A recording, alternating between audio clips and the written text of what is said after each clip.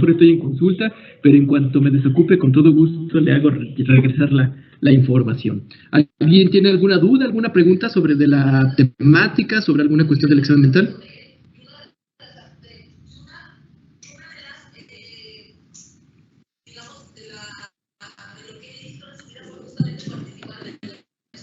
Yo tengo una, pero es justo del tema que no vimos, del de juicio. Ah, ya. Sí, era más lo que es el juicio desviado. Ah, ok, muy bien. Fíjate que ese es un tema que se utiliza mucho en psiquiatría forense, en cuando una persona comete un acto criminal o cuando está en una situación de legalidad. Mucho de lo que nos pide el juez es que nosotros determinemos si la persona tiene, una de las cosas para imputarle un crimen, una consigna a un individuo, es que tenga capacidad de juicio y autonomía. Eso es otra, pero eso no es para el examen mental. Pero ahí sí está metido el juicio. El juicio lo que nos está buscando es que veamos y averigüemos si la persona es capaz de identificar las consecuencias de las acciones. O sea, así es la forma en la que se mide el juicio. Entonces, una persona con una adecuada capacidad de juicio es, si yo cometí este crimen, yo golpeé a esta persona, entonces eso tiene consecuencias legales. ¿Esté de acuerdo o no? Pero el juicio, él sabe que está en el contexto y que sabe que son las consecuencias de las acciones o de las circunstancias que está pasando. Una persona que tiene un juicio insuficiente, vamos a poner que es, por ejemplo, una persona que tiene una discapacidad intelectual, que vamos a poner, yo voy a poner mi caso, el de que pacientes así agresivos y violentos y psicóticos que lo quieren golpear o lo quieren pegar. Y no, las veces no, pero sí a todos pacientes golpea, y coincidentemente, habría que yo analizar eso de las dos pacientes, por ejemplo, personas con discapacidad intelectual, un pequeño golpecito, y tiene que ver con una cuestión de una intervención que yo hice inadecuada en el hospital de psiquiatría, pero bueno, entonces, y al momento de eso, no tenían la capacidad de juicio de saber de que en ese momento pues, no hay que golpear al médico, no hay que golpear a la persona que está alrededor. La persona, en este caso, pues no tiene esta capacidad de juicio. Por ejemplo, hay personas que cometen actos criminales, que roban y que a lo mejor es una persona con una discapacidad intelectual y no identifica un juicio insuficiente para saber que robar es malo o que las consecuencias de robar pueden tener esas repercusiones. Y un juicio desviado es una persona que por alguna circunstancia llega a tener una incapacidad de tener el juicio de forma adecuada. Por ejemplo, una persona que está psicótica, una persona que se encuentra bajo una sustancia psicoactiva. Hubo un caso de un parricidio, una persona que asesinó a su papá y que estaba bajo el efecto del cristal. En ese momento, no era que tuviera un juicio adecuado ni que tampoco tuviera un juicio insuficiente. Lo que pasa es que tenía un juicio desviado en donde en ese momento por el funcionamiento psicótico, probablemente habrá visto, y no desconozco el caso exactamente de la condición en el examen mental del paciente en ese momento, pero infiero en que a lo mejor en esa psicosis para el paciente el papá representaba una figura maligna, demonio, no sé, etcétera, y entonces por eso venía el acto agresivo en contra del propio padre. Estoy haciendo una inferencia, pero solamente como una forma de representación y de ejemplo del juicio desviado, que tiene que ver cuando algo, una situación o externa por consumo de sustancia o pásale. ¿Tu foto? ¿Tienes tu foto?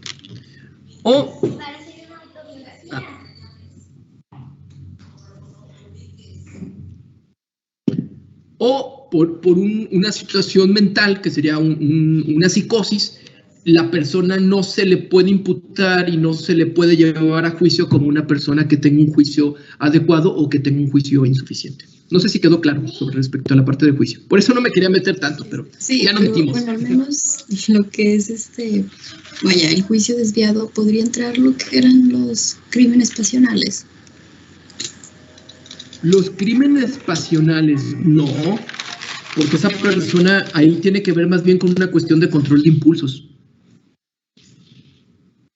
La persona sabía que matar, o sea, que agredir pues, es una cuestión inadecuada, pero en ese momento la persona no tuvo la capacidad del autocontrol. Sí, no, ahí el juicio está mantenido. A menos de que haya estado bajo el influjo de alguna sustancia, ahí el juicio se vio afectado. Aunque dicen que ahí que las pasiones cegan el juicio, ¿no? Es como esta cuestión de los que, por eso es la parte pasional, de que la pasión es tan grande que el juicio queda abajo, pero no, ni para fines aquí del examen mental, y porque legalmente, imagínate frente al juez, es que maté a mi amante porque era demasiado, pues sí, pues, pero eso no, tú tienes inteligencia, tu coeficiente es normal, no tienes ninguna alteración en tus funciones mentales, sabes lo que es perfectamente un crimen, sabes lo que es perfectamente que está mal matar a alguien, agredir a otra persona. Lo que pasó aquí fue un problema de control de impulsos. Fíjate que está bien interesante esto que estás diciendo, Ivonne, porque esto es mucho de lo que hacemos nosotros en psiquiatría, en la parte de la psiquiatría legal, cuando los jueces nos piden que nosotros emitamos un dictamen en donde a partir del examen mental, de hecho con lo que trabajamos con el paciente es con el examen mental, y identificar oye, es que esta persona dice que mató al amante porque le puso el cuerno, o no sé, alguna cosa así. Entonces, si no, ok, pero esta persona, su juicio está conservado. Tuvo un problema de control de impulsos. Todos podemos perder, tenemos momentos en donde perdamos la cordura, digamos, y que tengamos problema de control de impulsos, pero nuestro juicio está conservado. Eso es diferente.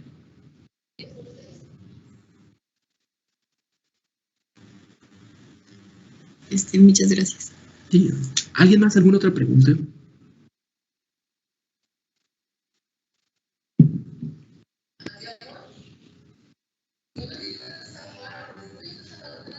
Bueno, vamos a pasar a la parte de depresión.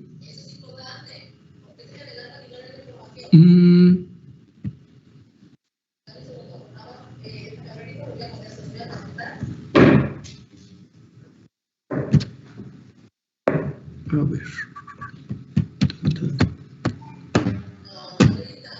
Vamos a llamar aquí trastornos afectivos o trastornos del afecto. Le hice llegar... ¿Ya se está viendo la presentación de trastorno del afecto? Sí, doctor. Ok, perfecto. Bueno, les hice llegar información con su jefazo sobre... hay mucha información, es muy complejo, podemos meternos a niveles neurobiológicos, bioquímicos, moleculares, genéticos, y bueno, trataremos de abordar también un poco sobre todo esto, pero a mí lo que me interesa es que ustedes sepan qué es una depresión, a qué le llamamos trastorno depresivo. Volvemos a la cuestión que comentaba en las primeras clases, que no estamos hablando de enfermedad, estamos hablando de trastornos, ¿sí? Ya habíamos comentado sobre el modelo médico, que aquí en la cuestión de los abordajes psiquiátricos difiere, es un poco diferente por las connotaciones que son multicausales, y por eso aquí, bueno, vamos a hablar sobre la cuestión de los trastornos del afecto. El afecto, ya habíamos ahorita comentado, de hecho de ahí venimos, habíamos dicho que el ánimo es la forma en la que la persona se identifica y su mismo cómo está anímicamente, pero que el afecto es esta expresión no verbal del individuo, ¿sí? La clásica imagen de una persona con un afecto hipotímico en un estado depresivo, pues el paciente llega a la consulta, se va a sentar encorvado, mirada hacia abajo, casi no va a poder mantener la mirada hacia el entrevistador, y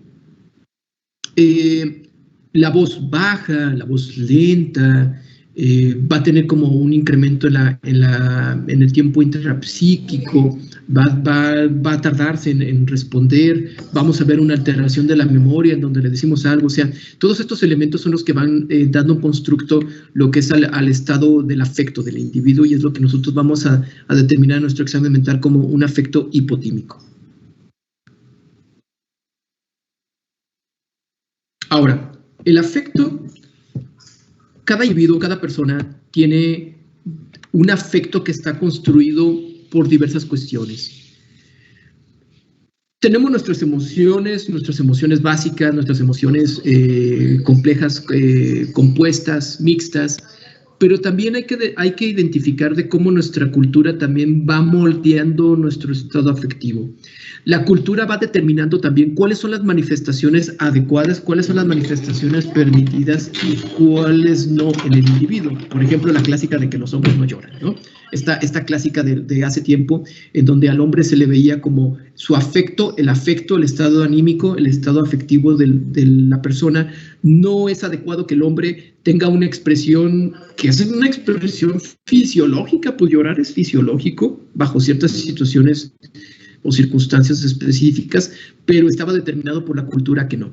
La biología también aquí tiene que ver mucho con el constructo de cómo este individuo fue viviendo, de cómo la crianza y cómo la genética, porque también hay un punto genético muy importante para la determinación de qué tan susceptible va a ser el individuo para que se vea afectado su estado de ánimo o no.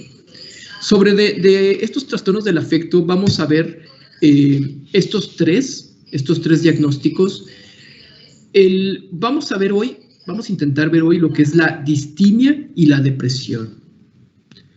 El trastorno bipolar lo vamos a dejar para otra clase.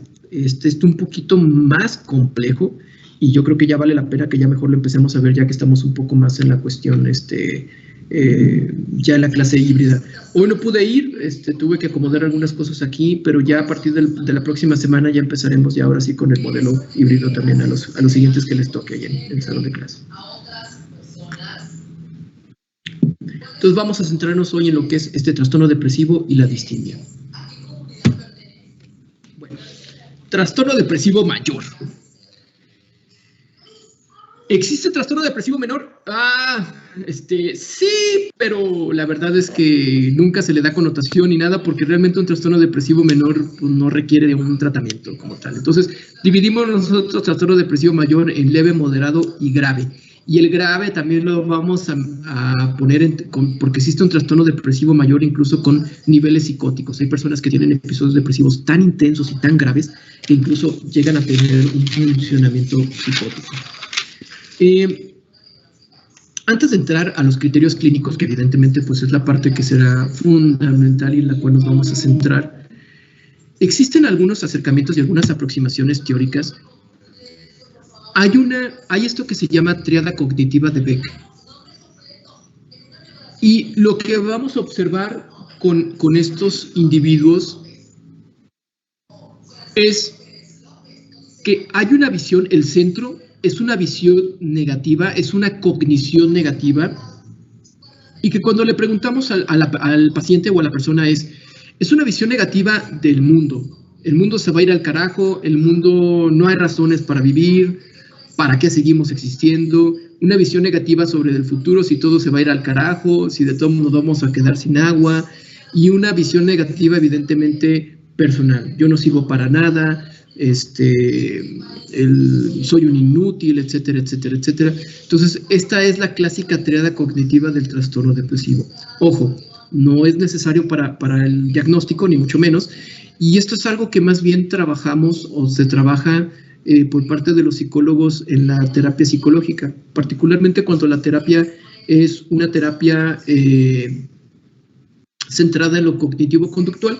Ahí es donde el psicólogo pues como que hace más énfasis en esta forma y va trabajando y pues mira, esta persona parece ser que su cuestión cognitiva va más hacia lo que es el futuro. Pues vamos a trabajar más sobre ese punto, va a ser la cuestión personal. Este autor, Patiño, es un autor muy, muy importante de psiquiatría y él hablaba sobre las características y fundamentales del mundo depresivo del individuo. Quiero que quede algo muy claro sobre la depresión. Casi siempre, cuando imaginamos una persona deprimida, nos estamos imaginando una persona triste, una persona que llora, una persona que está muy lábil, una persona que cualquier cosa le dices y está ya en llanto, ¿no? A la mínima provocación. Pero el mundo depresivo y particularmente el trastorno depresivo, más importante que la tristeza o que el llanto, el elemento fundamental para identificar un trastorno depresivo es la cuestión de sentirse como un zombie. Abulia, adinamia, anedonia, que se refiere a aquellas cosas que al individuo le parecían o le llenaban de vitalidad, actualmente se han visto ya ensombrecidas y quedan en la oscuridad. Entonces, es el clásico del paciente que llega y, doctor, es que a mí me gustaba hacer esto, me gustaba salir a la calle, me gustaba salir con mis amigos, me gustaba mi trabajo, me gustaba estar con mi familia, y ahora pues, no disfruto nada de eso. Tal vez, es más, incluso la persona a veces ni siquiera se siente triste, a veces solamente se siente en esta apatía, en esta cuestión como de zombificación. Y esta zombificación o esta sensación evidentemente hace que lo importante para poder identificar un trastorno como tal es que los síntomas tienen que ser lo suficientemente intensos como para que la persona empiece a disfuncionar. Como ya no tengo ganas de ir a trabajar, como estoy tan desganado, como estoy tan apático, empiezo a dejar de estudiar, empiezo a dejar de trabajar, empiezo a disfuncionar. Las cosas que antes el mundo o la vida me ponían, que eran mis funciones o las cosas o las actividades que me hacían hacerme sentir frente al mundo, pues la persona las empieza a perder. Esta indiferencia o insuficiencia, también hay esta parte de los sentimientos penosos, la inatención. Ojo aquí, ojo sobre de la inatención. La inatención, y esto vamos a empezar a correlacionar con lo que comentó su compañera Michelle cuando estuvimos viendo lo que son los síndromes frontales y de cómo la depresión aquí no solamente es tristeza, sino también es esta indiferencia o esta apatía, y estamos viendo que también la depresión tiene una connotación de tipo cognitivo, en donde la persona se siente incapaz de poder poner un estado de atención normal, de poder concentrarse, y eso evidentemente lleva a una mayor sensación de torpeza. Aquí esta cuestión de este último elemento sobre de la autoobservación es un punto también muy, muy importante y que luego hace un poco complejo el tratamiento de los pacientes.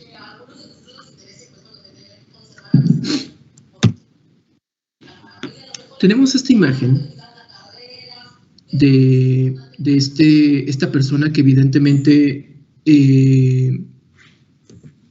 su afecto, aquí estamos viendo claramente el afecto del individuo, de cómo está. Es un afecto que evidentemente nos está haciendo pensar e invitar a pensar en que existe un estado depresivo. Pero fíjense cómo está este perro ahí a un lado de él. El perro llegando a consolar, el perro llegando a hacer una oportunidad para tal vez poderse sentirse mejor. Pero la cualidad afectiva, cognitiva de la depresión hace que todo se vea como en esta forma gris.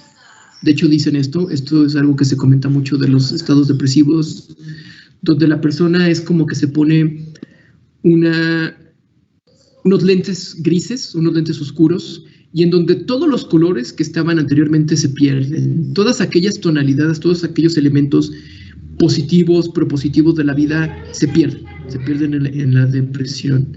Y entonces, y el último punto es también que la persona se queda completamente ensimismada en su malestar. Entonces, aquí se fijan en esta imagen que puse ahora, ya el perro está completamente borrado, solamente queda el individuo en su propio malestar. Y ese es el clásico de la depresión. O sea, el individuo en una forma fenomenológicamente hablando, no de trastorno ni mucho menos, pero en un fenómeno de autismo, en donde solamente está ensimismado en su propio malestar, en lo mal que se siente. No es una cuestión que muchas veces confunden los familiares como de egoísta. Ah, qué egoísta, solamente te preocupa lo mal que te sientes. Bueno, así es la depresión y la persona se queda solamente ensimismada. Y en este caso el perro, los amigos o la gente que estaba ahí tratando de ayudarle, demostrarle que la vida tiene colores diferentes. No, la persona no es capaz de ver esto. La persona por estas alteraciones cognitivas no es una cuestión de deseo, no es una cuestión de gusto, no es una cuestión de actitud, sí es una cuestión que ya tiene que ver con un elemento de lo que llamamos trastorno y que tiene que llevar un tratamiento, si ya lleva a un nivel de intensidad suficiente, pues ya de un tratamiento farmacológico. Ahora, les mandé con su jefazo el MHGAP. Les mandé dos archivos. El DSM-5 y el MHGAP. ¿Qué es lo que quiero que revisen? Del MHGAP quiero que revisen todo lo que es el capítulo de depresión. Ese sí quiero que lo revisen completo, y particularmente quiero que vean sobre los algoritmos, de cuáles son los elementos, cuáles son los parámetros más importantes que hay que ver en una primera instancia cuando una persona está frente a nosotros, para ver si tenemos que pasar a la segunda fase, para ver si ya se necesita hacer y poner un diagnóstico específico y de un tratamiento y de las recomendaciones. Porque también el MHGAP me gusta mucho que en la última parte no solamente termina en lo que son los criterios clínicos y en lo que es el tratamiento farmacológico, sino que también hace recomendaciones no farmacológicas, que también son muy importantes que ustedes tomen en cuenta, porque también, aunque no empiecen un tratamiento farmacológico, ustedes pueden empezar a dar este tipo de recomendaciones. Y ahorita las vamos a hablar y a comentar. Entonces, bueno, esta bibliografía bastante viejita, pero bueno, pues en cuanto del trastorno depresivo como un grave problema que sigue siendo de salud pública en México, una de las altas cuestiones que hay es sobre de los elementos de discapacidad. Actualmente, cuando hablemos sobre del suicidio, vamos a abordar y me gustaría ahí que hablemos un poco sobre el suicidio en Aguascalientes y sobre las condiciones que están habiendo en nuestra ciudad, que están llevando a que la persona tenga tanta comorbilidad con depresión y con lo que es el comportamiento suicida. Como ahora se ha convertido ya y ya visualizado como en un problema de salud pública, afortunadamente se están haciendo cambios y se están implementando cierto tipo de normas obligatorias para las empresas, en donde, por ejemplo, ya va a ser obligatorio que toda empresa de cierto nivel o de cierta cantidad de personas tenga un psicólogo. Esto va a ser importante para que los psicólogos puedan hacer una identificación temprana de aquellas personas que pudieran estar en la sospecha de un trastorno depresivo y se haga su referencia oportuna para un tratamiento psicoterapéutico o para un tratamiento farmacológico. La OMS nos comenta que los principales elementos, y aquí se van a ir repitiendo varios conceptos una y otra vez. La presencia de la tristeza, pero vuelvo a repetir, no es ni siquiera la más importante la tristeza, es esta apatía, esta pérdida del interés. Puede haber sentimientos de culpa en esta persona, yo creo que más que nada por la sensación de insuficiencia frente al mundo, la falta de autoestima, y ya en cuanto a alteraciones más de tipo fisiológicas, son muy comunes lo que es el trastorno de sueño, apetito, cansancio. Eso ahorita lo vamos a ver con más detalle, ahorita que veamos los criterios clínicos del DSM-4, DSM-5. Otra cosa que nos dice la OMS, aquí importante, es que la depresión puede llegar a un punto de ser crónica. Y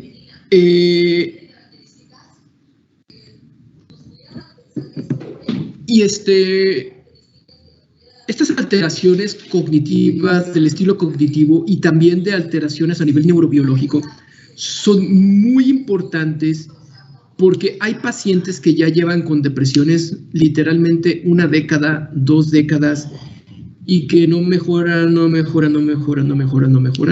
E incluso una indicación de la terapia electroconvulsiva. Yo creo que ahí voy a apuntar ese como un pendiente, a ver si en alguna clase damos algo sobre terapia electroconvulsiva también para que la conozcan.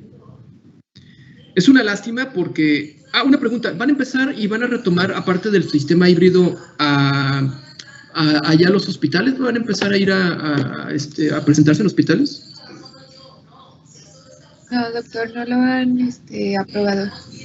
Ok, bueno, es una lástima porque todo esto evidentemente pues se aprecia mucho mejor cuando van al hospital de psiquiatría y hacen su rotación ahí, y también ahí hay sesiones de terapia electroconvulsiva, y era muy importante que los alumnos supieran que existe y cómo se hace, y eso es algo muy padre. Ojalá que al final puedan tener esa oportunidad de ir al hospital de psiquiatría. Ahora, la OMS comenta que el trastorno depresivo mayor lo vamos a dividir en leve, moderado y grave. Si existe, no todo paciente que llegue a una valoración psiquiátrica, y eso es lo que le comento a mis pacientes, no porque usted venga aquí ya tiene que salir con un tratamiento, con un medicamento. O sea, podemos identificar una depresión leve y que se pueda hacer un tratamiento sin medicamento, que pueda hacer unas intervenciones de psicoeducación y de tratamiento psicoterapéutico. Un moderado ya requiere uso de psicofármacos, el uso de psicoterapia, y en el grave particularmente hay que valorar lo que es la parte del riesgo suicida y la posibilidad de un internamiento. Y en estos casos graves, crónicos, incluso la terapia electroconvulsiva es una indicación de primera mano. Regresando, esta diapositiva la había puesto en las primeras presentaciones, creo que fue en la primera presentación sobre la introducción, en donde la depresión es una de las entidades con mayor nivel de disfunción y mayor nivel de incapacidad a nivel nacional, bla, bla, bla, bla, bla, bla. Y entonces aquí el hecho de que, a ver, hay mucha depresión, hay muchos pacientes, muchos pacientes que están cargando cuadros depresivos, pero no va a haber suficientes especialistas para tratar a estos pacientes. Yo quiero hacer un símil. ¿Qué pasa en el servicio social cuando ustedes estén en su servicio social y ustedes estén ahí en un pueblito y llegue un paciente y ustedes identifiquen que ese paciente cumple con criterios clínicos para hipertensión? ¿Lo van a mandar con el cardiólogo? De primera instancia, no, sino que ustedes mismos están facultados para ya empezar un tratamiento antihipertensivo en ese paciente. Si es una hipertensión en donde hay comorbilidades o una hipertensión que no responde al tratamiento, pues bueno, ya se hará la referencia con el especialista. Es lo mismo aquí tendría que ser. El médico de primer nivel de atención debe de estar facultado para hacer la identificación, primero antes que nada el diagnóstico, y posteriormente también debe de estar facultado para por lo menos empezar el tratamiento. Y ya dar un seguimiento, ver la respuesta al tratamiento. Vamos a ver también algunas herramientas para poder hacer también un mejor diagnóstico y para poder hacer un seguimiento. Hay escalas de depresión, hay escalas de ansiedad que nos pueden ayudar para esto, pero la idea es que como no va a haber suficientes especialistas y no los va a haber, la idea es que como médicos generales ustedes estén facultados para poder identificar depresión, ansiedad, y poder empezar un tratamiento farmacológico en esos pacientes de forma segura y con adecuada capacidad de tolerancia. Aquí dice la OMS, la depresión se puede diagnosticar en forma fiable y que puede ser tratado por no especialistas en el ámbito de la atención primaria. Que eso es algo con lo que me gustaría que nos quedáramos de esta y la siguiente sesión. El Plan de Acción de Salud Mental comentaba del 2013 al 2020. Aquí muy importante. Fíjense que a veces damos mucha connotación a la depresión, pero ahí quiero que tomen en cuenta que el primer dato es el trastorno de ansiedad en México, que hay una prevalencia de hasta un 14.3%, abuso de sustancias 9.2% y trastornos como tal como de depresión de 9.1%. Realmente en México lo que hay más, pues evidentemente ahí está puesto, son trastornos de ansiedad. Ahora, a veces es difícil hacer la diferenciación entre trastorno de ansiedad y trastorno depresivo. Yo siempre le digo a mis pacientes que toda persona con problemas de ansiedad trae un poco de depresión y toda persona con depresión también puede traer un poco de componentes de ansiedad. Es muy difícil encontrar una persona que está solamente en alguno de los polos, y más bien que algo que sea cualitativo, pues más bien lo tenemos que ver en el ámbito cuantitativo. Entonces, de hecho, incluso existe una entidad nosológica que se llama trastorno mixto ansioso depresivo. también viene en el DSM, y es una entidad en donde el paciente pues parece que está cubriendo con criterios clínicos tanto de ansiedad como de depresión. Esto, pues bueno, de que es acarrea un alto costo social, incapacidad, pues esto ya lo habíamos ya visto.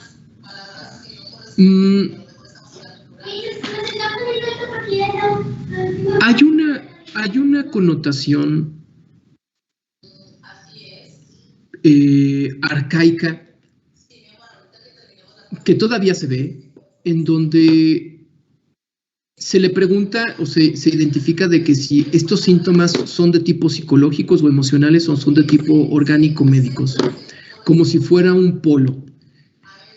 Aquí estas comorbilidades, y esto es muy importante porque la depresión va a ser un elemento que va a estar en la comorbilidad de muchas de las entidades, y esto no solamente por la cuestión de la experiencia del paciente sintiéndose enfermo, sino que también tiene una connotación más existencial, pero también de tipo biológico, en donde se ha visto que, por ejemplo, una persona que tiene gripa, biológicamente, la persona que tiene gripa lo que quiere es aislarse, retraerse, no hablar con nadie, no hacer nada. Su propio cuerpo le está pidiendo esto. Es como si la gripa o un estado o una enfermedad le diera a la persona como un estado de pseudodepresión. Y esto tiene que ver a nivel biológico porque cuando hay un estado inflamatorio infeccioso en nuestro cuerpo secreta diversos tipos de sustancia proinflamatoria, como por ejemplo el factor de la necrosis tumoral alfa, la interleucina 6 y la interleucina 9, que se han visto que estas sustancias, cuando la persona tiene alguna cuestión inflamatoria o infecciosa, se encargan de modificar el comportamiento. Entonces, eso es importante para entender por qué personas que tienen alguna enfermedad empiezan a tener también en forma de comorbilidad un trastorno depresivo. Y además la depresión también por sí misma, también se ha visto de que también incrementa estas alteraciones en cuanto a lo que es, por ejemplo, la secreción de cantidad de catecolaminas, y esto lleva a que la persona desarrolle más fácilmente diabetes. O sea, a lo que quiero llegar con esta diapositiva es que hay que dejar de ver las enfermedades mentales y las enfermedades orgánicas médicas como polos que están separados, sino que siempre están interconectados, porque nuestro cuerpo pues ya se ha identificado, que van haciendo que lo que nos afecte orgánicamente tenga una repercusión emocional, y que nuestra repercusión emocional también tenga una repercusión de tipo orgánica. Ok, vamos a saltar un poquito aquí con esto. Cerca de la mitad de los casos de ansiedad y depresión no se diagnostican, y solamente la mitad de ellos identificaron que llevan un tratamiento. La cuestión es que si el tratamiento es adecuado o no. Entonces, a ver, ahora sí. Chicos, vamos a entrar a los criterios clínicos.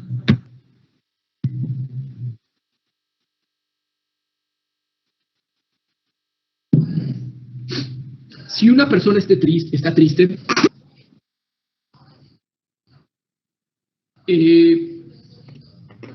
aquí es lo fundamental para que ustedes identifiquen si esta persona podemos pensar en el diagnóstico de trastorno depresivo o hay criterios clínicos específicos. Son criterios que están basados en cuestiones estadísticas, son criterios que se van modificando año con año y que se van replanteando para el episodio, etcétera, para poder determinar la mayor sensibilidad posible para identificar los casos positivos. Entonces, bueno, aquí, estos dos puntos son muy bien. A ver, si Claudia, no sé si estás por ahí, si Claudia con ese, ¿me puedes ayudar a leerlos, por favor? Sí, doctor, aquí. Sí, dice. En el trastorno depresivo podemos encontrar un periodo de al menos 2 semanas durante el que hay un estado en casi todas las actividades. En los niños y adolescentes el estado de ánimo puede ser irritable en lugar de triste. Ok, esto es muy, muy importante. Aquí ya están poniendo un periodo, un periodo específico para poder decir de que una persona que, es que llevo 3 días en donde me siento muy mal, donde me siento muy triste, doctor, empiézame la antidepresión. Antes de eso, hay que, se requiere de cierta temporalidad. Ahora, tampoco vamos a ser tan estrictos. O sea, ¿qué tal si vemos un paciente que trae un síntoma tan grave o que trae ideación suicida? No, pues no me voy a esperar las 2 semanas a que se cumpla lo que es el criterio para el periodo. Esto también está unado a lo que es a la inteligencia, el estado de ánimo deprimido, sea la tristeza, pero la pérdida del interés. Estos son los 2 puntos fundamentales. Y la otra es sobre de los niños, en donde cómo se puede manifestar de forma diferente. Por ahí entre los años 80 y 90 había esta connotación de que los niños no se podían deprimir, porque decía, ¿cómo es posible que un niño se deprima? ¿Por qué podría deprimirse un niño? ¿Por qué tendría razones para deprimirse un niño? Para sentirse triste. Y pues evidentemente los niños tienen razones para deprimirse, tienen muchas situaciones o circunstancias que le pueden llevar a una depresión, pero lo que es interesante es que en los niños y en los menores de edad, la primera manifestación de un cuadro depresivo no es la tristeza, tiene que ver más con esta cuestión de la irritabilidad. Y esto tiene que ver y se dice que es porque cuando uno es capaz de manifestar su estado anímico afectivo gracias a que ya tiene construido una personalidad. Yo manifiesto mi alegría, mi enojo, mi tristeza, mi malestar a través de un filtro que es mi personalidad, este constructo del carácter y del temperamento. Pero como los niños todavía no tienen la construcción de una personalidad en forma hasta su mayoría de edad, entonces se dice que como todavía hay esta cuestión de esta inmadurez, de estos filtros anímicos, emocionales, la mayor tendencia es a la manifestación a través de la irritabilidad. Los niños cuando sienten hambre se sienten irritables. Los niños cuando sienten sueño, especialmente muy chiquitos, se ponen bien irritables y se ponen bien inquietos. Entonces, como que cualquier malestar en los niños es como irritabilidad. Yo me pongo irritable cuando tengo sueño. Te pones irritable cuando tienes sueño, exactamente. Ahora, el otro punto muy importante aquí. A ver, Kenia, ¿estás por ahí, por favor? Kenia Marín. Sí, a ver, ¿me puedes leer, por favor, la siguiente diapositiva?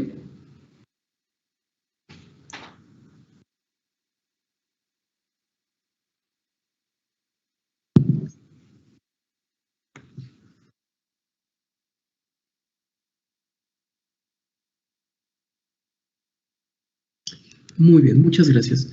Este es el siguiente punto en donde ya hablamos de una temporalidad, 2 semanas, bien importante, apúntenlo, 2 semanas. Y aquí el otro punto muy, muy importante es sobre el malestar clínico. Por eso está en amarillo esto, chicos.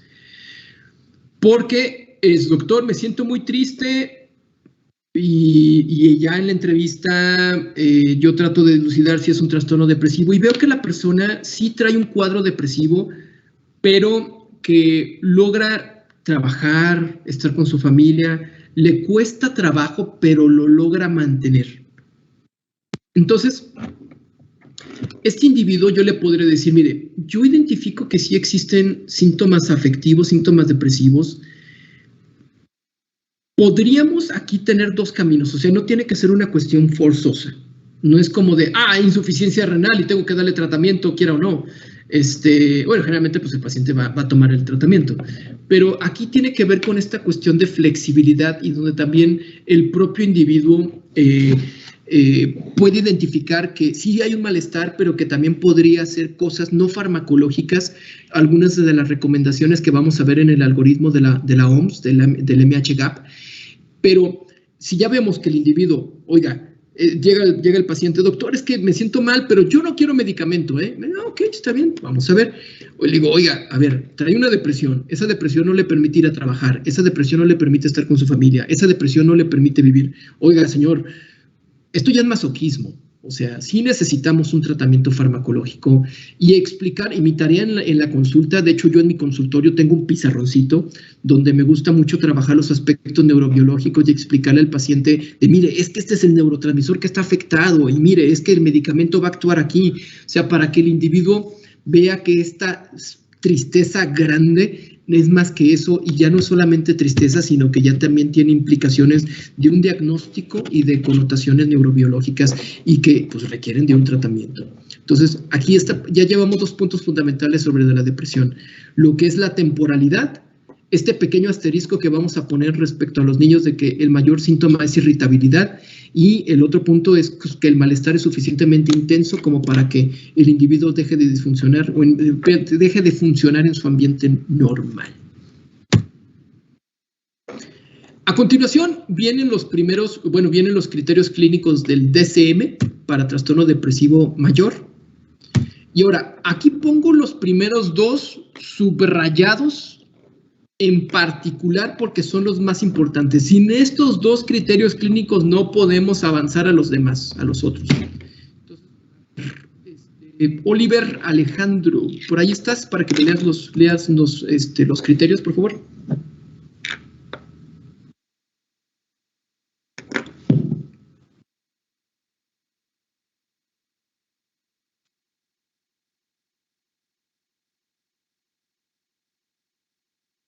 ¿No está? Bueno. Carlos Alejandro, ¿estás por ahí, Carlos? Sí, doctor. A ver, Carlos, por favor. Sí, trastorno depresivo mayor, estado de ánimo depresivo, disminución del interés o del placer en actividades, pérdida de peso e insomnio o hipersomnia. También los siguientes, por favor, son parte también de los criterios clínicos. Sí, agitación o enlentecimiento psicomotor casi cada día, fatiga, alteración de la capacidad de concentración, sentimientos de inutilidad y pensamientos recurrentes de muerte. Ok, muy bien. Entonces, cuando ustedes vean, les voy a hacer llegar también con su jefazo, sobre escalas de depresión. Ahí está la famosa escala de Beck y está la escala de Hamilton para depresión, para que ustedes les echen un ojo. Hasta si se las quieren aplicar, pues adelante, aplíquensela para ver a ver cómo están los ánimos. Y se basan en estos ítems o criterios. Los 2 más importantes, vuelvo a repetir, el otro punto que quiero que ahí subrayen, es como de que lo más que vamos a encontrar es este estado de ánimo depresivo, evidentemente, estamos hablando de estas 2 semanas. Y la otra parte, el otro punto fundamental que también les comenté mucho fue sobre la disminución del interés o sobre esta apatía, el desgano. Digamos que yo le digo a mis pacientes, es como estar como en el modo zombie.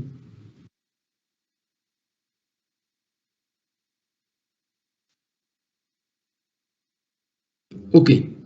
Ya después, digamos, los ítems accesorios. Los ítems accesorios serían estos otros puntos o estos otros ítems que se requieren para hacer el diagnóstico. Entonces, se necesitan los 2 primeros, un estado de ánimo depresivo que se da durante 2 semanas, una disminución del interés y más 3 ítems. No tiene que cumplir estos 9, no se tienen que cumplir, sino que puede ser estos 2 primeros y en conjunto con los demás, otros 3 de ellos. Entonces, hacemos en la entrevista, preguntamos al paciente sobre de la cuestión de, oiga, y con esta cuestión usted ha perdido peso, o puede ser también incremento de peso, porque, ojo, hay algo que se llama alimentación emocional, cuando la persona se siente triste o se siente ansiosa, y la forma de contraponer o la forma de sobrellevar esto es comiendo y teniendo episodios de atracones. Entonces, aquí el DSM no lo pone con pérdida de peso, pero puede ser también lo contrario, puede ser también un incremento de peso. Insomnio o hipersomnia, insomnio pues evidentemente respecto a la cuestión de no poder dormir. El insomnio por depresión es muy característico y muy particular. Es un insomnio de tipo terminal. Vamos a dividir el insomnio en 3 tipos. Un insomnio de tipo inicial, o sea, a la persona le cuesta trabajo quedarse dormida. Un insomnio intermedio, medio, cuando la persona se está despertando constantemente en la noche. Y el insomnio terminal es cuando la persona se despierta muy temprano. Entonces, doctor, me despierto a las 4 de la mañana y ya no puedo dormir. Estamos hablando de un insomnio de tipo terminal Y este es como muy importante, muy característico de los estados depresivos. Agitación, el enlentecimiento psicomotor. Evidentemente aquí vamos a ver más comúnmente un enlentecimiento. Imagínense el paciente con un estado depresivo, cómo va a llegar al consultorio, bajo qué condiciones. Esta es la característica. Una fatiga. Y este punto es el que se le está dando mucho mayor énfasis en el estudio de la depresión sobre la alteración de la capacidad de concentración. Antes, cuando yo estaba estudiando la residencia y antes de ello también como estudiante de medicina, la depresión, la verdad es que no se pelaba esta cuestión de la alteración de la capacidad de concentración. No se pelaba mucho lo que son las alteraciones cognitivas. Y ojo, incluso había pacientes que se les daba el tratamiento, el medicamento, y mejoraba la tristeza, ya a lo mejor ya no traían la ideación suicida, pero quedaba como síntoma residual lo que es la alteración de la concentración. Volviendo a hacer énfasis y volviendo a retomar lo que comentó su compañera Michelle, en cuanto a las alteraciones, aquí estamos viendo biología, de cómo la depresión tiene que ver con alteraciones a nivel de la dopamina de la corteza dorsolateral y cómo hay esta alteración en la capacidad de concentración en el individuo. Sentimiento de inutilidad, ya habíamos visto la triada de Beck, también en la diapositiva pasada, y los pensamientos recurrentes de muerte. Muy bien. Claudia Castillo, ¿estás por ahí? Oh, ya me apareció. Sí, doctor, aquí estoy. Sí. A ver, Claudia, una pregunta. Tú tienes un paciente que ya te digo, doctor, me siento súper mal, no sirvo para nada, no sé. La OMS recomienda, paciente con cuestión emocional, hacer la pregunta e identificar sobre la ideación suicida. ¿Cómo se te ocurriría, qué tipo de preguntas se te ocurren para ese paciente para poder identificar si existe un comportamiento o la posibilidad de un comportamiento suicida? ¿Cómo se lo preguntarías? Bueno, no sé si tal vez sea correcto iniciar con preguntas sobre las autolesiones. Ok, está muy bien. Sí. Ajá. ¿Qué le preguntarías? La verdad no estoy segura si el enfoque directo sea lo mejor, preguntar directamente si en algún momento ha considerado en hacerse daño. Muy bien. Ajá. Sí, doctor, de hecho me he cortado. Sí, me he cortado varias veces. Cuando estoy muy mal, sí me corto. Bueno, supongo que si ya me ha comentado eso, podría pues tal vez preguntar directamente si ha considerado ir algo más allá. ¿Cómo más allá, doctora? A ver, dígame. Bueno. ¿A qué se refiere, doctora, con más allá? ¿Alguna vez has considerado el suicidio como una opción? Ok, está bien. Está bien. No hay forma correcta y no existen evidentemente algunas recomendaciones pero a lo que voy es de que la OMS recomienda, y quiero que también eso se quede y es algo que vamos a estar repitiendo constantemente, de que aún en un setting de primer nivel de atención hay que preguntar. Muy bien, Claudia, me gustó ese primer abordaje a través de, primero empecemos preguntando por cosas más pequeñitas, ¿no? Como la parte de la autolesión, está muy bien, está muy interesante. Ahora, si es correcto o no, mira, no hay respuesta. Había este autor, Víctor Frank, que ya hablé de él sobre en su libro del hombre en busca del sentido y creador de la logoterapia. Y entonces llegaba el paciente y le empecé a decir, doctor, yo me siento muy mal, me siento un inútil, me siento bla, bla, bla, toda la cuestión que puede decirnos un paciente con depresión. Y lo que decía Víctor Frank era usted se siente tan mal, oigan, ¿y por qué no se ha matado? Así directo les echaba el balde de agua fría a los pacientes de, ¿y por qué no te matas? Y era así de, evidentemente, pues bueno, Víctor Frank pues es un genio, y pues bueno, no somos Víctor Frank para andar haciendo las preguntas así tan directivamente. Yo les recomiendo mucho, y es algo que vamos a repetir también cuando veamos lo que es el tema de suicidio, yo les recomiendo mucho siempre, cuando esté enfrente a su paciente en este tema y en cualquier otro tema, primero, a uno de sus compañeros había comentado esto, muy interesante, sobre la validación. Regrésenle un poquito de la información que les dio su paciente. yo sé que se siente muy mal, yo sé que se siente con dolor, me acaba de decir que este dolor que trae, vamos a poner por ejemplo en un paciente diabético con un pie diabético, entiendo que lo que me está diciendo del dolor, he visto varios pacientes, o sea, como traten de regresarle un poquito la información para después hacer la pregunta. Entiendo por lo que me está diciendo que usted, pues bueno, se siente muy triste, no tiene ganas de hacer absolutamente nada, o sea, para que el paciente se vaya sintiendo validado. Y lo siguiente ya sería la pregunta, es como de, he notado y he visto, o se ha identificado que pacientes que se sienten como usted, pues llegan a tener ideas de quererse morirse o quererse matarse. ¿Usted alguna vez ha pensado en eso? Entonces ya estoy validando, ya estoy, digamos, de alguna manera como convirtiendo esa información en una cuestión un poquito más generalizada, porque muchas personas como usted se sienten mal y muchas personas como usted llegan a presentar ideación suicida. Muchas personas como usted, señor, que están en esta situación con su pie diabético, piensan dejar el tratamiento, no quieren ponerse insulina, entiendo que le dé miedo, pero bueno, y ya después ya uno saca como, digamos, como la bomba de las preguntas o de la información para poder identificar y poder hacer intervención terapéutica, ¿sí? Entonces, muy bien, hay que preguntar, y si estamos identificando un paciente, no hay que esperar a que el paciente nos diga que se quiere matar o se quiere morir. La OMS recomienda en que tenemos que hacer la pregunta dirigida. No hay forma correcta, pero sí hay recomendaciones, y mi recomendación personal es primero hagan la validación y después ya tiren la pregunta, ¿ok? ¿Hasta aquí alguna duda o alguna pregunta sobre el trastorno depresivo? Sí, Doc. Bueno, dime. En la intervención que dijo para preguntar, bueno, para identificar si tiene ideación suicida, ¿no se puede hacer lo que dijo hace rato? De ver su perspectiva futuro o cómo ve la vida para... también. Uh-huh. Sí, está bien. O sea, hay miles de maneras. Entonces, exactamente, o sea, de doctor, y me siento muy mal, y bla, bla, bla, bla, bla. Hoy estoy viendo que estás aquí estudiando la preparatoria, ¿no? ¿Y qué piensas estudiar después? No, pues me gustaría estudiar esto y esto y esto. Entonces, indirectamente yo estoy viendo que como esta persona tiene una planeación a futuro, probablemente no tenga ideación suicida, pero de todos modos tengo que preguntarlo, ¿eh? Entonces, y hasta incluso puedo usarlo eso como una información como para trabajo psicoterapéutico ahí con el paciente. Ya son intervenciones que hago yo ahí de, es que sí me quiero matar. Oye, pero a ver, déjame entiendo esto, ¿no? No, evidentemente no tengo que ser confrontativo, es lo peor que pudiera hacer en la consulta, pero oye, déjame ver, entiendo esto. Me dices que tienes deseos de matarte, de morirte, pero también me estás diciendo que tienes ganas de estudiar en la universidad. A ver, platícame de eso, porque pues aquí estamos teniendo una incongruencia, ¿no? Ahora, ser incongruentes no es malo, o sea, como seres humanos, una de nuestras cualidades que nos hacen seres humanos es ser incongruentes, ¿sí?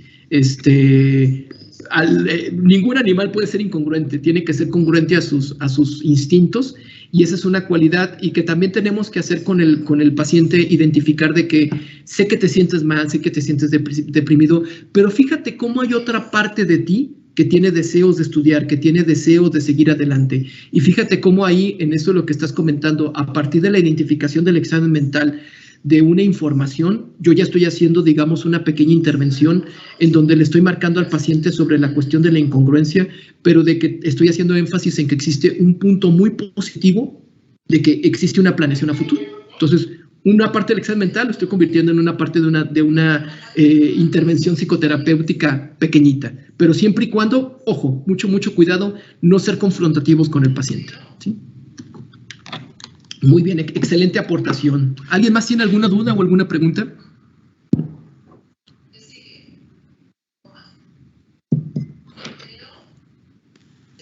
Bueno, yo tengo una en lo que es en la parte del sobreesfuerzo. Ajá. Vaya, de que hay personas que se sobreesfuerzan, ¿no?, para llevar una vida normal. ¿Esta no sería quizá la presentación más peligrosa o de las más peligrosas? A ver, ¿dónde está el grado de peligrosidad que observas ahí? Está interesante. Bueno, a ver. Por ejemplo, me acuerdo de Robbie Williams, este actor que salía en sus películas muy feliz y dicen que en todos lados estaba feliz. O sea, de un día para otro se suicidó, ¿no? Sí. Ahora, no fue de un día para otro, ¿eh? O sea... Bueno, o sea, sí, pero fue de como que no se lo esperaba El mundo. El mundo, ok. Ahora, aquí creo que estamos confundiendo dos conceptos. Ivonne, está muy padre lo que estás preguntando y lo que estás comentando. Este sobreesfuerzo se refiere, en este caso, en este criterio clínico, se refiere a que el individuo es consciente e identifica que para poder hacer su día a día, tiene que sacar un montón de energía. O sea, pero me refiero a como la persona que está arrastrando la cobija. O sea, sí voy a trabajar, pero arrastro la cobija. Hay un video muy padre, que también se los voy a mandar con su jefazo, y a lo mejor lo han visto. Es un video que creó la OMS que se llama El Perro Negro. El perro negro es una representación simbólica de lo que es estar deprimido. Y es la persona que es un perro negro enorme que tiene que estar jalando y la persona llega cansado, llega desgastado. A eso se refiere, a esa cuestión de sobreesfuerzo. La otra parte que estás diciendo, Ivonne, es un concepto diferente, es un fenómeno, tiene una connotación fenomenológica diferente, que es referente a algo que se llama defensas maníacas.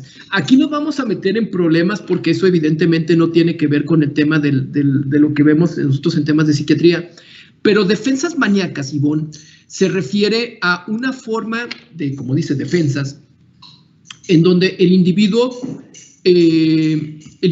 voy a quitar ya la presentación ahorita. El individuo está en un malestar, tiene una situación emocional, pero en lugar de afrontarla o en lugar de trabajarla, en lugar de vivirla, en lugar de pues, lo que tenga que hacer para resolverla, crea un sinfín de actividades alrededor para no tener que ver al elefante blanco. Es como, hay un elefante blanco en la habitación, enorme, grandísimo, que se llama depresión. Pero voy a hacer esto, y voy a hacer esto, y voy a hacer esto, y voy a hacer esto, y voy y llego acá. Y es una persona que a lo mejor se ve muy sobreactivada, muy excesivamente feliz, pero que lo que está haciendo por medio de estas defensas maníacas, que es una connotación más de índole de tipo psicológica. De hecho, me gustaría mucho, están llevando psicología médica, ¿verdad? Sí. Sí, a ver, apúntale ahí defensas maníacas y pregúntale a le está dando una psicóloga, ¿verdad? Creo que en la clase de psicología médica, perdón. Pregúntale qué son las defensas maníacas.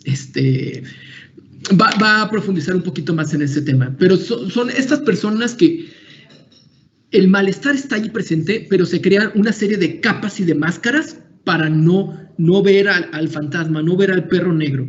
Y se hace lo contrario, en lugar de esta cuestión de jalar la cobija, lo ignoro y me lleno de muchas actividades. Son dos conceptos o dos connotaciones fenomenológicas diferentes, Ivonne. No sé si quedó claro. Respecto a lo del perro negro, de hecho me acuerdo que incluso la OMS sacó un video con que alusivo, y sí, como dice usted, se veía que lo iba cargando prácticamente a todos lados.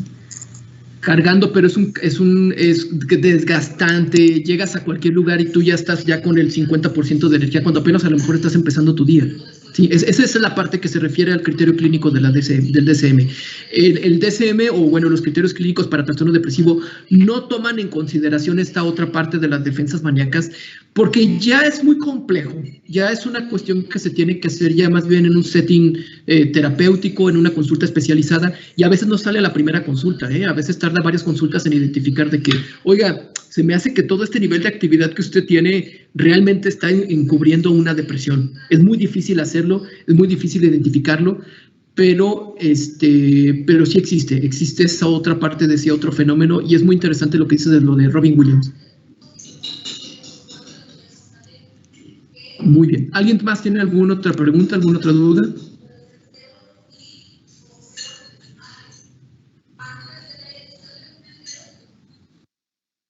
Bueno, chicos. Ok, miren, vamos a dar cierre a la clase del día de hoy. Bueno, ya les comenté en cuanto les voy a mandar con el jefe, tenemos aquí pendiente, les voy a mandar lo que es las escalas para depresión, y ojalá incluso se las pudieran aplicar. Voy a mandarles una escala que es autoaplicable, que es la escala de Beck. Y incluso si alguien sale alto o algo, o quiere alguna, oiga, Doc, me preocupa, ¿no? Pues incluso pues hasta vía WhatsApp por ahí podremos comunicarnos y podremos ver qué estaba pasando ahí. El video del perro negro y los videos de YouTube para que hagan lo que es su examen de esta correspondiente a esta parte del semestre, del examen mental, y tienen de aquí al jueves, el jueves a las 12 de la noche, es para el cierre de las referencias. Ahí también les voy a mandar mi correo para que me hagan el escrito. También les tengo que mandar el ejemplo, también para que tengan un ejemplo de examen mental, para que también tengan ustedes dudas, preguntas. No se mortifiquen, chicos, no se mortifiquen por esta parte. Lo que sí quiero es que a partir de lo que les mandé de Word, donde vienen los puntos, vienen 12 puntitos, o sea, es que su examen mental tenga lo más justificado esos 12 puntos de los dos individuos o de los dos pacientes que les voy a mandar en esa presentación o en ese video de YouTube. Próxima clase vamos a, quiero que lean, ahora sí ya quiero que lean, vuelvan a releer los criterios clínicos para trastorno depresivo del DSM-5 y que lean lo que es el apartado del MHGAP de la OMS para lo que es el trastorno depresivo, y especialmente que tengan muy bien ahí subrayado y todo lo que es el algoritmo, porque es lo que vamos a trabajar, lo que es la próxima clase, sobre la parte de depresión y el algoritmo, y vamos a empezar la parte de medicamentos. Eso quiero que ahorita no lo lean ustedes, eso me voy a encargar yo, para que también no traigan tanto exceso de información, pero sí que traigan esa parte, y no sé si hay alguna otra duda o pregunta ya para dar cierre a la clase.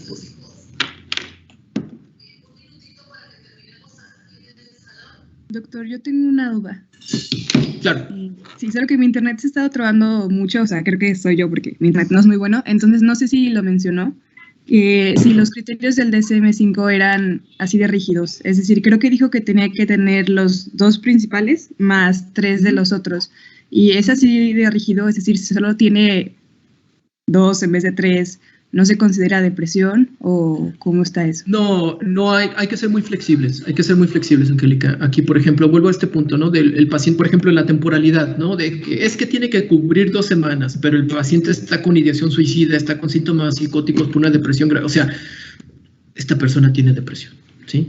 Lo que es, digamos, ya como en la connotación o los elementos de un primer nivel de atención, como los criterios clínicos, es muy importante. El DSM, esta receta de cocina, que es muy criticable, por eso también hablaba en algún momento dado de la antipsiquiatría, y eso que estás diciendo tiene que ver con los movimientos antipsiquiátricos, en donde, y es que si no cumplo criterios no me vas a dar tratamiento, ¿o qué? Digo, no tiene que ver con eso. El DSM son criterios pero que solamente son criterios que sirven como auxiliares para tú poder fundamentar un diagnóstico. Pero si tú ves un cierto nivel de disfunción, si tú ves un cierto nivel de intensidad de síntomas, se puede hacer el diagnóstico, Angélica. Evidentemente, para hacer eso, pues bueno, se requiere de mucha parte de experticia, mucha parte de haber visto miles y cientos de pacientes para poder hacer el diagnóstico así rápido, sin los criterios. Pero en un inicio, como ustedes apenas están teniendo sus primeras experiencias con este tipo de sintomatología y este tipo de trastornos, este es como que una base. Pero ya estando ahora sí que en la calle y en el consultorio, hacemos el diagnóstico incluso sin la necesidad de tener todos los criterios. Ok, gracias, doctor. ¿Sí, no de qué? Muy bien. Bueno, chicos, pues vamos a dar cierre. Nos vemos la próxima semana. Ahora sí hay bastante información, hay bastantes cosas que hacer, ahora sí hay trabajo. Entonces, cualquier duda o pregunta, pues ahí pues, estamos vía WhatsApp. Y pues nada más, chicos, les deseo muy bonito fin de semana. Llévensela con calma para hacerlo de esto, vayan haciéndolo, vayan checando lo que es el examen mental, vayan viendo por punto, ahí tengan a un lado lo que es el acordeón. Esta es una parte de calificación que va a ser con acordeón, tienen que usar el acordeón, aquí es obligatorio, y pues bueno, nos vemos la próxima semana. ¿Hay alguien que está levantando la mano? Sí, yo nada más me quedó duda en dónde debemos de mandar lo del examen mental. A mi correo. Ok, muy bien. Antes de las 12, ¿verdad? El jueves antes de las 12, por favor, hay que mandarlo a mi correo, por favor. Gracias, doctor. Sí, porque sí, les voy a encargar algo, mándenmelo, por favor, no el viernes, el próximo viernes, doctor, se me olvidó, no, mándenlo, lo de la parte de la calificación, no se preocupe por esa parte, pero quiero que se haga el ejercicio, esa es la parte que me interesa. ¿Alguien más levantar la mano por ahí? Yo nada más para dar un aviso por parte del Congreso de Banco de Sangre, que los invito a la conferencia que mañana va a estar participando el doctor David. Sí, cierto. Pues. De clausura. Entonces, por si quieren participar, pues va a estar muy padre, entonces se los recomiendo. Mañana vamos a estar por allá, chicos, entonces, pues, ahí si alguien va, pues acérquese para presentarse, ¿no? Pues para conocernos, ¿no? Ya nos vamos a estar conociendo ahora con el sistema híbrido, pero, pues, si hay alguien de aquí de ustedes que vaya mañana, pues ahí, por favor, se acercan, ¿no? Y para conocernos ya. Muy bien, muchas gracias. Jimena, ¿algo más? No, perdón, doctor, sería todo. Ya. Gracias. Es que sigue tu manita levantada. Bueno, nos vemos, ojalá nos podamos ver mañana por allá, chicos. Para lo de la ponencia va a ser interesante. Vamos a plantear desde un ámbito muy, muy interesante, desde el altruismo y la empatía. Por ahí me tocará a mí hablar un poquito de la neurobiología de la empatía. Entonces, ya con el doctor Félix y el doctor Berber, pues ahí estaremos participando. Entonces, bueno, ya estamos ahí, chicos. Le mando la información a su jefe y cualquier duda, pregunta, pues estamos a sus órdenes vía WhatsApp. Les deseo buen fin de semana y nos estamos viendo. Gracias, doctor. Gracias. Hasta luego.